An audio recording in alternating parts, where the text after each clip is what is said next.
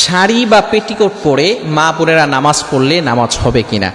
আলহামদুলিল্লাহ এখন অনেক মা বোনেরা ইসলামের দিকে ধাবিত হয়েছে, অনেক মা বোনেরা এখন আলহামদুলিল্লাহ দিনের পথে চলে আসছে, তারা আলহামদুলিল্লাহ এখন নামাজ পড়া শুরু করেছে। কিন্তু নামাজের কিছু বিধিবিধান রয়েছে। শাড়ি বা পেটিকোট পরে নামাজ পড়লে নামাজ হবে কিনা, মনে রাখবেন নামাজ হচ্ছে এমন একটা বিষয়, নামাজের গুরুত্বটা আমাদের জানা দরকার। নামাজ হচ্ছে এমন একটা বিষয়, যে ব্যক্তি নামাজ আদায় করবে আল্লাহ তাআলা তাকে সকল গুনাহ থেকে বাঁচাবেন। এই গুনাহ থেকে বাঁচার জন্য, খারাপ কাজ থেকে, অশ্লীল কাজ থেকে বাঁচার জন্য আমরা কত ধরনের কৌতূহল করে থাকি। আমরা অনেক সময় ফোন দিয়ে থাকি যে হুজুর কিভাবে এই অশ্লীল কাজ থেকে আমি দূরে সরে আসতে পারি। আল্লাহ তাআলা পবিত্র কোরআনুল কারীমের ভিতরে নিজেই বলে দিয়েছেন। 21 নম্বর পারার 1 নম্বর পৃষ্ঠার 2 নম্বর লাইন, সূরা আনকাবুতের 45 নম্বর আয়াতে আল্লাহ তাআলা নিজেই বলে দিয়েছেন, ইন্নাস সালাতা তানহা আনিল ফাহশাই ওয়াল মুনকার, prayer forbids all kinds of shameless and of skin arts.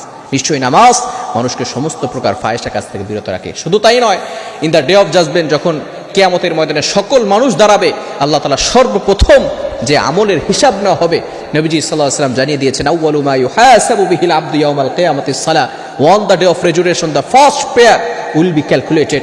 কিয়ামতের ময়দানে সর্বপ্রথম বান্দার নামাজের হিসাব নেওয়া হবে। আসুন, মা বোনেরা আলহামদুলিল্লাহ এখন নামাজ পড়া শুরু করেছে, তারা এই শাড়ি বা পেটিকোট পরে নামাজ পড়লে নামাজ হবে কিনা। মনে রাখতে হবে, নামাজে আমরা আল্লাহর সামনে দাঁড়াচ্ছি, আর আল্লাহর সামনে উত্তম পোশাক পরিধান করেই কিন্তু নামাজে দাঁড়াতে হবে, আল্লাহর সামনে দাঁড়াতে হবে। এই জন্য শাড়ি বা বিশেষ করে যে পেটিকোট আছে, শাড়ি পরলে অনেক সময় যে সতরগুলো আছে, নারীদের যে সতরগুলো আছে, অবশ্যই নামাজের ক্ষেত্রে সেটা ঢাকতে হবে। বিশেষ করে নারীদের যে সতরগুলো আছে, চুল দেখানো যাবে না, এরপরে হাতার যে অংশগুলো আছে, এরপরে পিঠের যে অংশগুলো আছে সেগুলো দেখানো যাবে না। কিন্তু শাড়ি পরলে অনেক সময় দেখা যাচ্ছে তার চুল ভালো করে ঢাকে না, খুলে যায়।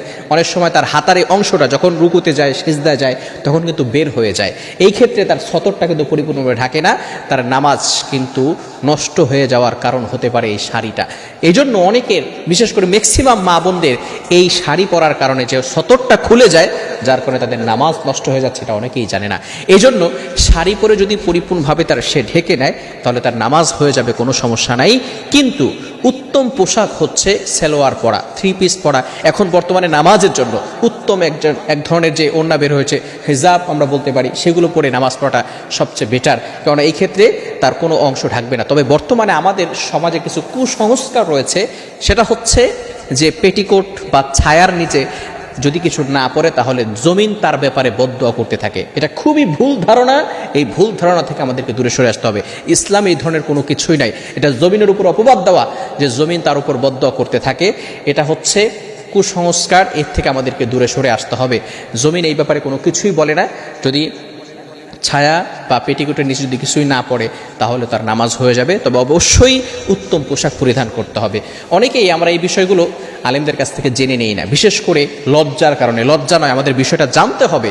নবীজি সাল্লাল্লাহু আলাইহি ওয়াসাল্লামের কাছে অনেক সাহাবিয়া মহিলারা আসতেন এবং তারা নবীজি সাল্লাল্লাহু আলাইহি ওয়াসাল্লামের কাছে প্রশ্ন করতেন। যে বিষয়গুলো আমাদের জানা নেই সেগুলো জানতে কোনো আপত্তি নেই। ইসলামের ক্ষেত্রে যে বিষয়গুলো জানা দরকার সেগুলো অবশ্যই জানতে হবে।